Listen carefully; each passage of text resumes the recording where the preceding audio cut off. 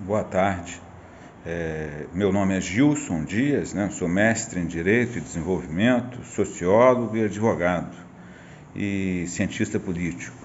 Eu vim transmitir para vocês a situação política, econômica e social do Estado do Rio de Janeiro, agora em 2022. Sobretudo porque é um ano eleitoral, então as pessoas têm que ter mais consciência ainda, até para poder escolher os melhores candidatos na época da eleição.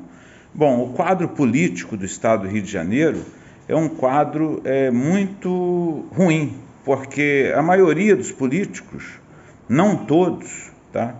Eu não estou generalizando, estou falando a maioria, mas tem bons políticos ainda, né? Em nosso estado.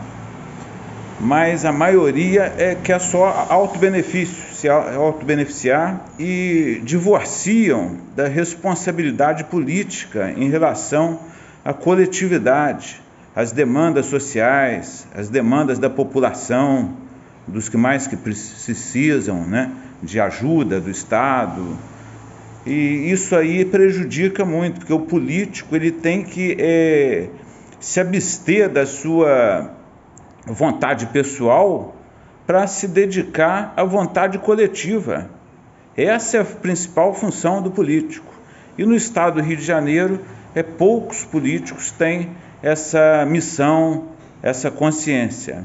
Com relação à parte econômica do estado, ela é indissociável da questão social e também da questão política. Então, a parte econômica do estado, nós estamos num estado em deterioração econômica já há mais de 10 anos. O Estado não tem investimentos novos. O Estado tem uma refinaria, por exemplo, Comperj, em Itaboraí, era para ser uma das maiores refinarias da América Latina, virou um elefante branco. A questão da Baía de Guanabara deveria ser tratada, né, para que fosse despoluída, e temos também estações de tratamento, como aquela ali que todo mundo vê, que passa ali perto da UFRJ, que está completamente abandonada. Temos também, na região metropolitana do estado do Rio de Janeiro, mais de 50% do esgoto não tratado, ou seja, sem saneamento básico. E isso aí tudo deteriora a situação econômica do estado. Por quê? Porque as pessoas vão ficando sem emprego, num estado poluído, o turismo diminui, né? A criminalidade aumenta, por exemplo, assaltos de carga, né? Roubos de carga. Isso aí tem batido recorde atrás de recorde. Isso aí faz com que as empresas, as pessoas não queiram, né, investir aqui no estado com receio de terem suas cargas roubadas, tal, e gerar prejuízo. Então a gente tem o turismo em decadência em razão da poluição, tá? E em razão da violência. Nós temos a falta de saneamento básico no estado do Rio de Janeiro e a degradação social também. Agora eu já estou passando para a parte social. O reflexo da má política e do declínio econômico acaba gerando um efeito social terrível. Qual o efeito social? A falta de moradia, o desemprego que aumenta. Nos últimos anos tem mais de 1 milhão de desempregados, principalmente que eram da indústria naval, do Comperj e do setor de turismo. Então temos uma situação degradante na área social, pessoas com falta de moradia, com falta de emprego e que se alojam em qualquer local. Então a pessoa vai sem casa, sem teto para morar e constrói um barraco, às vezes, em qualquer lugar, sem uma análise prévia de um engenheiro, de um arquiteto, e aquilo, às vezes, em região que não é construível, que são regiões, às vezes, com perigo de desabamento.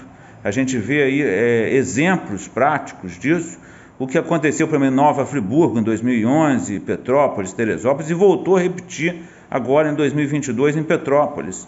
Ou seja, não há uma política estadual de realização de obras para contenção de encostas, para evitar que haja desabamentos, e isso aí vem a soterrar casas, criar mortes e várias questões problemáticas aí para a população. E quem mais sofre com isso é a população menos favorecida. Então, há um problema social enorme por trás de tudo isso e que gera criminalidade, gera falta de emprego, gera fome, gera moradia, falta de moradia ou moradia inadequada em locais que seriam impossíveis de criar uma moradia, perto de despenhadeiros, ou seja, em locais que não são construíveis, vamos dizer assim, e o Estado se mostra completamente ausente a tudo isso e coloca a culpa nos municípios, e os municípios não têm estrutura para poder fazer grandes obras, principalmente esses municípios da área serrana, porque não tem orçamento para isso, precisaria do Estado chegar junto com os municípios. A União está mais distante ainda de tudo, né? Nem questões básicas, por exemplo, de combate à pandemia, se mostrou ativa. Então, a situação do Estado do Rio de Janeiro é essa. E esse ano de 2022 é um ano importante porque tem eleição para governador e para deputados estaduais, né? E para senador também, que são os representantes do Estado. Então, é importante o eleitor verificar no candidato se aquele candidato tem experiência de gestão. Por exemplo, não adianta pegar uma pessoa que tem experiência parlamentar e colocar na gestão do Estado, que isso aí vai, até ele pegar a experiência em gestão, já acabou o mandato e não fez nada. Então, tem que ver pessoas que têm experiência em gestão para governar o Estado.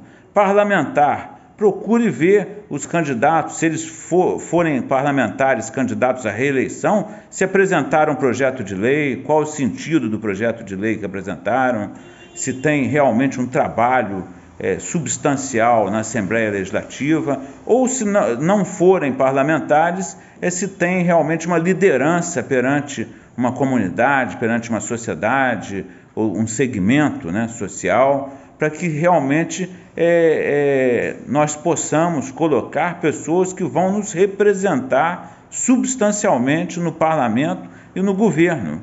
Não adianta colocar uma pessoa, a pessoa é gente boa, tudo, mas não tem experiência em gestão, não tem compromisso social, não tem responsabilidade política com a coletividade. Não adianta querer colocar pessoas lá vaidosas, pessoas que só vão se beneficiar, só vão procurar se enriquecer, tratar a questão pública como se fosse uma empresa privada, que isso aí está errado. Então, vamos estudar melhor o candidato antes de colocarmos o nosso voto lá nas urnas em outubro de 2022. Então, é isso que eu tenho que falar. Agradeço, voltarei a falar ainda em outros momentos, oportunamente, e uma ótima semana a todos, uma boa tarde e tudo de bom.